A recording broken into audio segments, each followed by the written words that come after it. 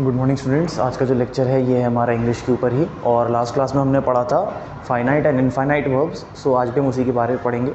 सो अब जो होता है कि हम देखेंगे कि हमारे पास तीन तरह के नॉन फाइनाइट वर्ब्स होते हैं। सो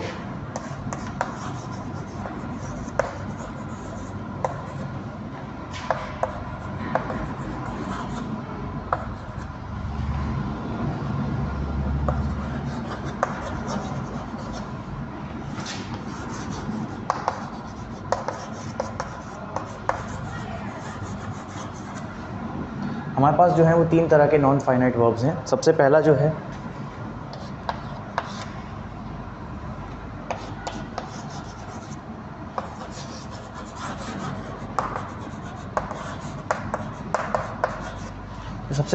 ये होता है द इन्फिनिटिव्स। सो ये होता है फर्स्ट। सेकंड जो होता है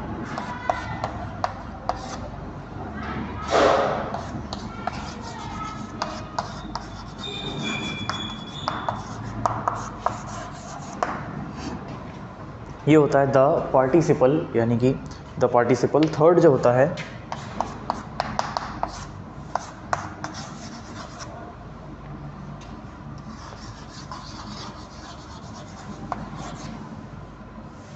द गेरंड। सो ये यहाँ पे हमारे पास तीन तरह के जो होते हैं ये नॉन फाइनाइट वर्ब्स जो हमारे पास होते हैं वो ये तीन तरह के होते हैं। सबसे पहला होता है द इन्फिनिटिव्स, द पार्टिसिपल और द गेरंड। सो ये सबसे पहले जो तीन टाइप के पार्टिसिपल हैं इनको आप नोट कर लीजिए।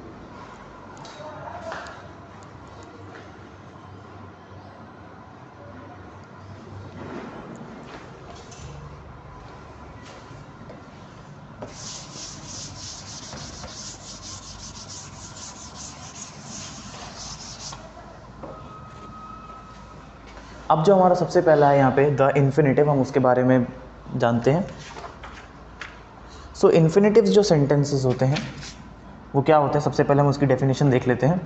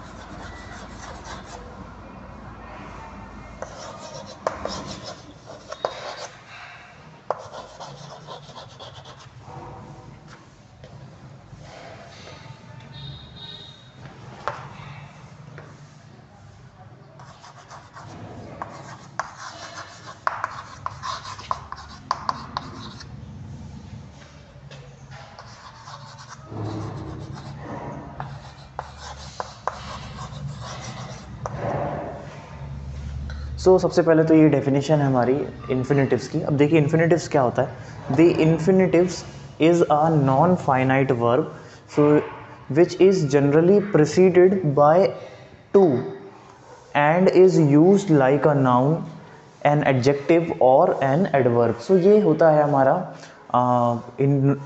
इन्फिनिटिव्स। इन्फिनिटिव्स बेसिकली एक नॉन फाइनाइट वर्ब है जिसमें जनरली जो ये प्रेसिडेड यानी कि इनके आगे जो लगा होता है वो लगा होता है टू। तो यानी जहाँ पे भी आप टू देखेंगे तो इन्फिनिटिव्स के आगे टू ही लगा मिलेगा, और इसको हम यूज़ करते हैं एज अ नाउन। नाउन की तरह हम इस्तेमाल करते हैं, एक एडजेक्टिव की तरह यूज़ करते हैं, या हम एक एडवर्ब की तरह हम यहाँ पे इन्फिनिटिव्स को यूज़ करते हैं। तो हम यहाँ पे तीन जगह यूज़ करते हैं, नाउन, एडजेक्टिव और एडवर्ब की जगह। सो ये डेफिनेशन है इन्फिनिटिव्स की, इसको आप नोट कर लीजिए।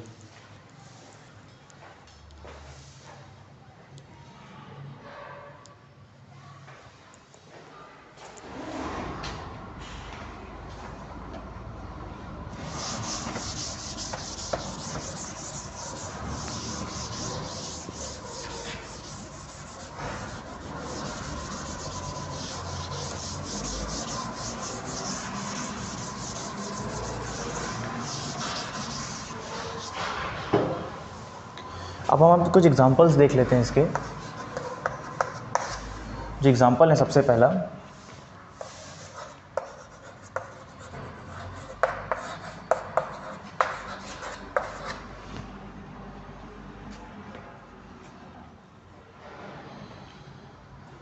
सो आप देखिए यहाँ पे कि I want to go. So I want to go में आप देखिए यहाँ पे जो हमने वर्ब यूज़ करा है उसके आगे हमने लगाया है टू। सो यहाँ पे देखिए आपके यहाँ पे टू जो है वो यूज़ हो रहा है। इसी तरीके से जो अगर हम दूसरा एग्जांपल देखें,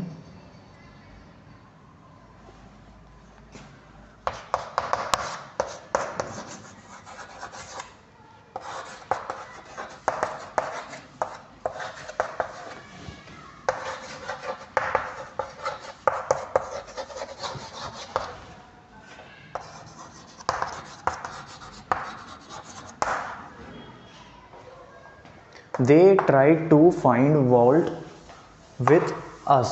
सो यहाँ पे देखिए कि यहाँ पे भी है टू फाइंड, तो यहाँ पे हमने फिर से टू का जो है यहाँ पे यूज़ किया है। सो इस तरीके से जो हमने यहाँ पे टू गो और टू फाइंड जो है ये हो जाएंगे आपके इन्फिनेटिव्स। सो यहाँ पे जो दो जगह हमने इन्फिनेटिव्स का यूज़ किया है वो है टू गो और टू फाइंड में।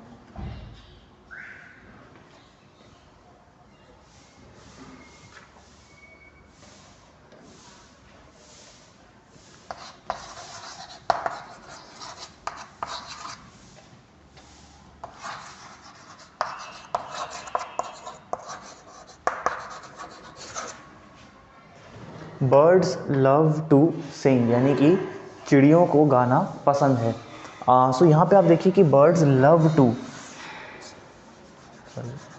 यानी कि लव टू सिंग। तो टू सिंग जो हो जाएगा यहाँ पे ये हो जाएगा आपका इन्फिनेटिव। अब देखिए यहाँ पे कि जो टू सिंग जो है यहाँ पे इसका कोई भी वो नहीं है, सब्जेक्ट नहीं है इसका। यहाँ पे टू सिंग जो है ये एक सिंपल सी एक बात हो गई। सो यहाँ पे ये किसी भी नंबर से या किसी पर्सन से यहाँ पे बाउंड नहीं है। तो टू सिंग यानी कि खाली गाना गाना, लेकिन हम यहाँ बात कर रहे हैं कि चिड़ियों के लिए।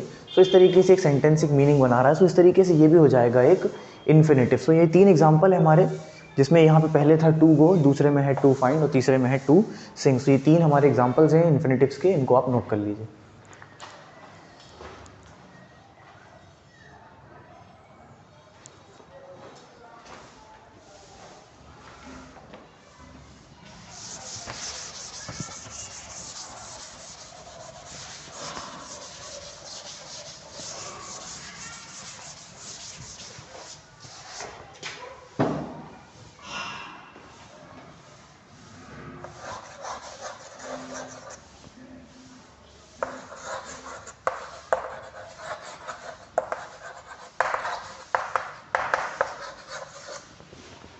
नेक्स्ट है यूजेस ऑफ इन्फिनेटिव्स, यानी कि हम इन्फिनेटिव्स को कहाँ कहाँ इस्तेमाल करते हैं।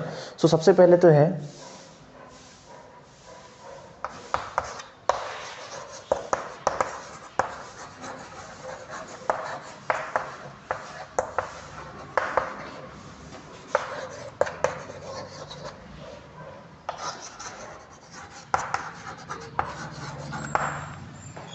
It is use to join two sentences, यानी कि ये दो सेंटेंसेस को जॉइन करने के लिए इस्तेमाल किया जाता है। तो सबसे पहला तो यूज़ इन्फिनेटिव्स का ये है कि जहाँ पास दो अलग अलग सेंटेंस हैं और उनको जब हमको जोड़ के एक सेंटेंस बनाना है, सो उसके लिए हम जो है इन्फिनेटिव्स का इस्तेमाल हम करते हैं।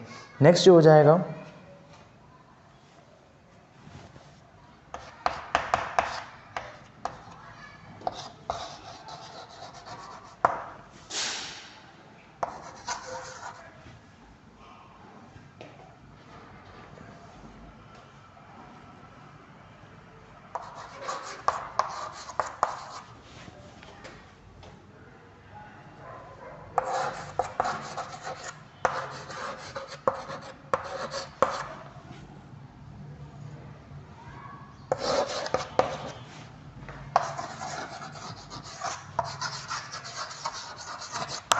सो ये एक एग्जांपल है इसी के लिए, जैसे कि Rani went to the shop to buy bread. So ये देखिए यहाँ पे कि ये इसका मतलब है कि रानी शॉप गई, यानी कि दुकान गई ब्रेड खरीदने के लिए।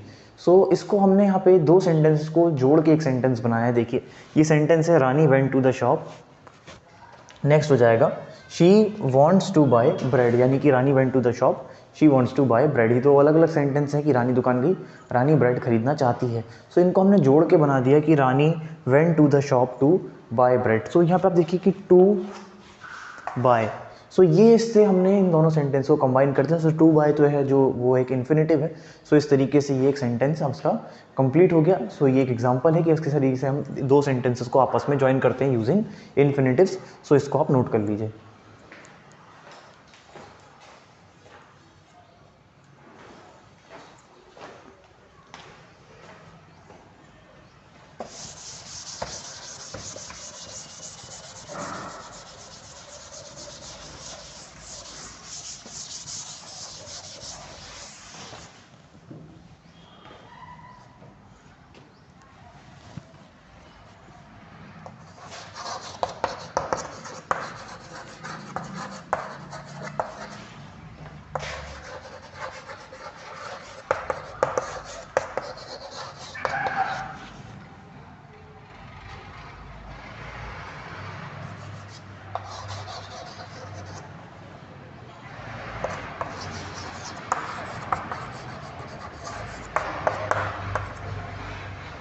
नेक्स्ट जो है ये it is use as a substitute for so that, यानी कि ये एक जो सो दैट वर्ड होता है उसके सब्सटीट्यूट के लिए भी हम इसको यूज़ कर, सब्सटीट्यूट यानी कि उसके दूसरे एक विकल्प की तरह भी हम इसको यहाँ पे यूज़ करते हैं। अब जिसका एग्जांपल है देखिए आप,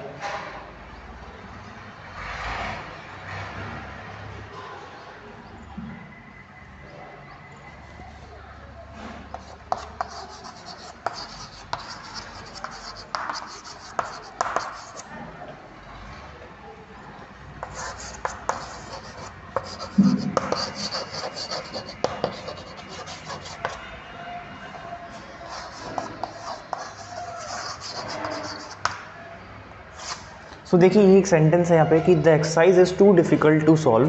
तो ये तो कन्वर्टेड सेंटेंस है, इसका जो रियल सेंटेंस है ये है the exercise is so difficult that I can not solve it. So ये the exercise is so difficult that I can not solve it. तो ये सेंटेंस जो था इसको हमने कन्वर्ट करा कि the exercise is too difficult to solve. तो देखिए यहाँ पे हमने फिर से जो है टू सॉल्व लगाया, यानी कि हमने इन्फिनेटिव्स का यहाँ पे यूज़ किया है। तो इस तरीके से हम सो जहाँ पे भी आता है तो सो को हम कन्वर्ट करके टू में कन्वर्ट करके हम उसको इन्फिनेटिव्स लगा के हम उसको सेंटेंस को कन्वर्ट कर देते हैं। सो इस तरीके से ये है जो यहाँ पे हम इसके यूजेस करते हैं इन्फिनेटिव्स के। सो ये सेकेंड यूज़ है इसके एग्जाम्पल के साथ, तो इसको भी आप नोट कर लीजिए।